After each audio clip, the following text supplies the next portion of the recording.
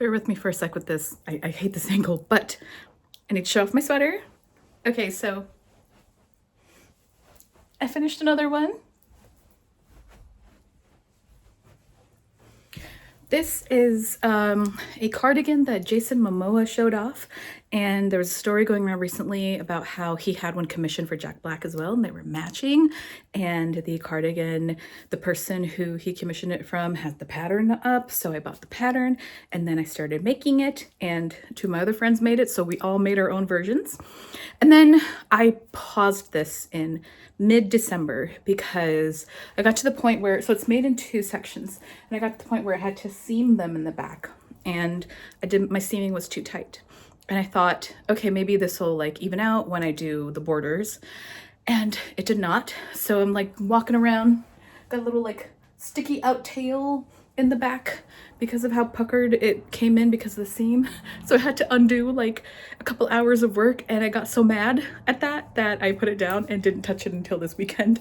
So, which would be literally a month later. But then I was a lot looser with my tension when seaming, came out a lot better. Look at that beautiful seam. Look at that gorgeous seam on the back. Ignore how, oh yeah, I'm pink again. I don't know how this is gonna come out in this lighting, but I am pink again. And not intentional, but kind of awesome. So yeah, I finished it and I really, really like it. The only thing I think I'm going to change is the sleeves. I think I'm going to take them down, take off some of the cuff here and add a couple of rows to make them a little longer because right now they're just a little short. So for my taste. So I'm excited. It's so cute. I really, really like this. I'm probably going to make a couple more in different colors. I'm very, very happy with this. This is technically the first actual sweater I started. So yeah. Oh, I like it so much, but also it is very warm, so I'm gonna take it off for the rest of the video as we talk about the TBR that I have to do, which is gonna be fun and terrifying. Okay, I left my sweater there to be viewed and adored in all its glory. So what this is my check-in point for the r/fantasy subreddit bingo, which takes place from April 2025 to April 2026, which means I only have 2 months left to finish bingo. And as of right now, I have completed 12 of the 25 because I like to do a full blackout. It's 25 square board. I always like to do a blackout. You get a nice little tag, reading champion tag. I want to move on to the next level, reading champion. So I try to do blackout. I'm not doing all hard mode. I've decided that already. I'm not going to try. A couple of them completed. We're not hard mode. We're not doing that. But I do want to get a blackout. And I think it's still possible in 2 months with the books that I have here. We're just going to talk about what I have yet to read, what my TBR is going to be for the next couple of months, and hopefully when April or the end of March comes around, I will have a completed bingo and I can talk about all of them. So I'm only talking about what I have left. First I have is the Knights and Paladins Square. I'm reading Alanna by Tamora Pierce. This is hard mode. It's a book about a knight or paladin, and the hard mode is that they have an oath to keep. So I hear this is hard mode. I missed the Tamora Pierce train when I was younger, so I'm excited to get into this.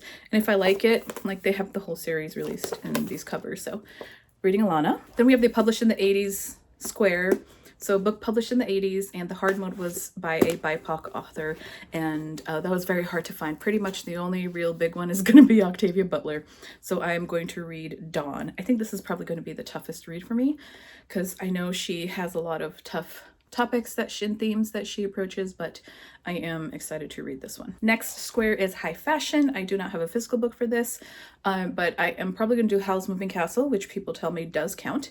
And then also an alternative I have is 10,000 Stitches by Olivia Atwater. I have not read the first book, which is half a soul, I think. But as far as I understand it, you can kind of read them on their own. So I will have that as, and that's a romance. I will have that as an alternative. Moving on, we have the book club book.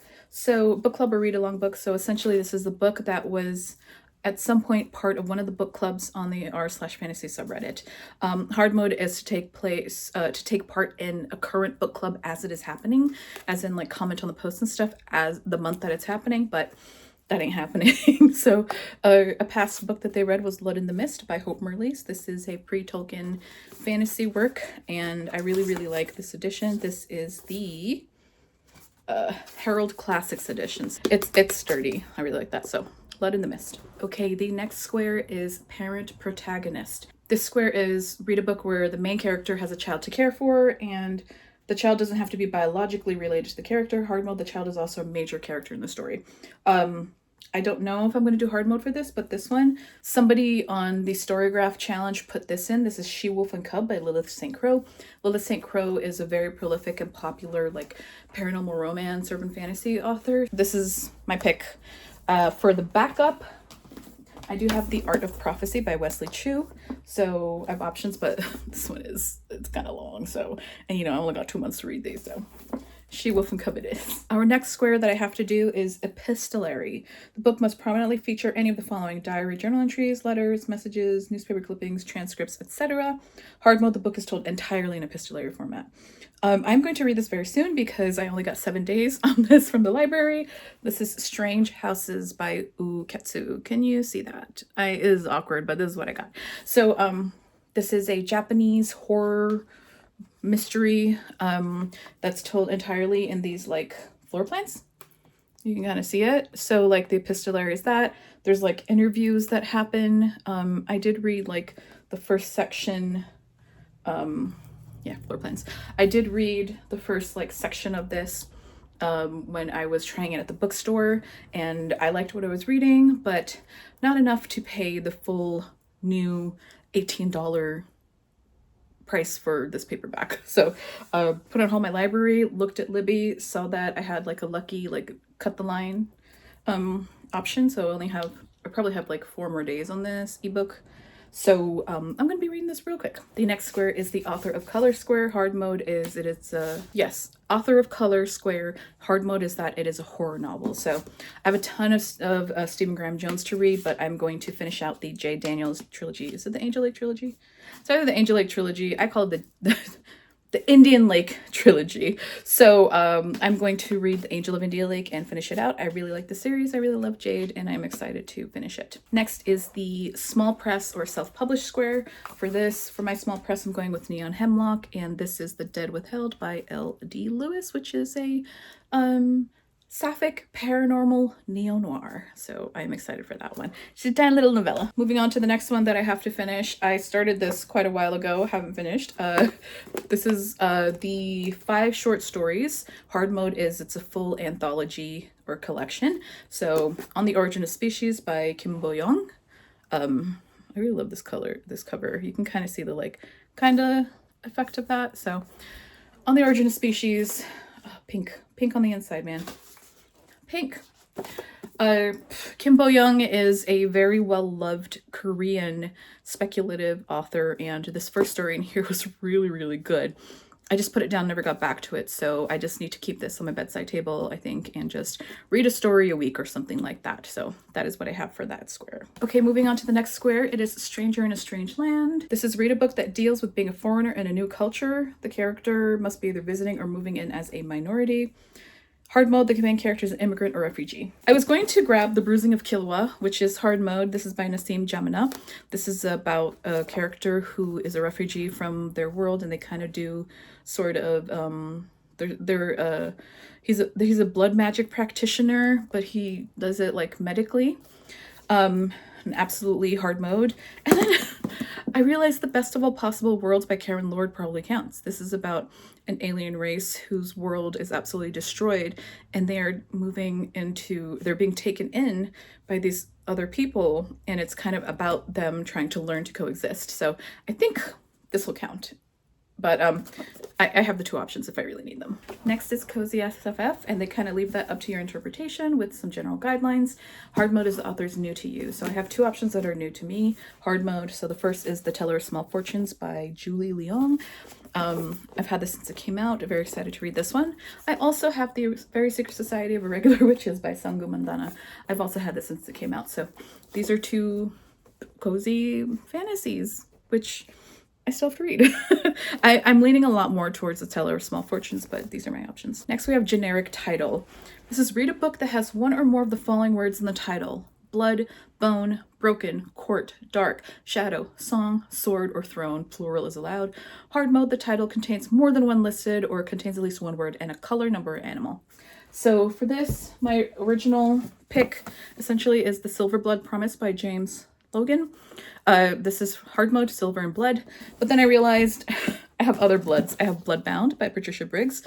This is book 2 in the Mercy Thompson series. I read book 1, kind of liked it. This is a long-running urban fantasy series that I've always been meaning to get to, so I have this.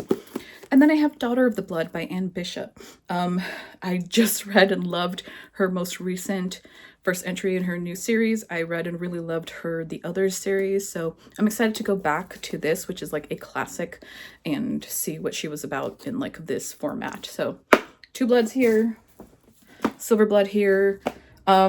This is bigger, but these are mass markets, so they're probably on par in terms of like page count.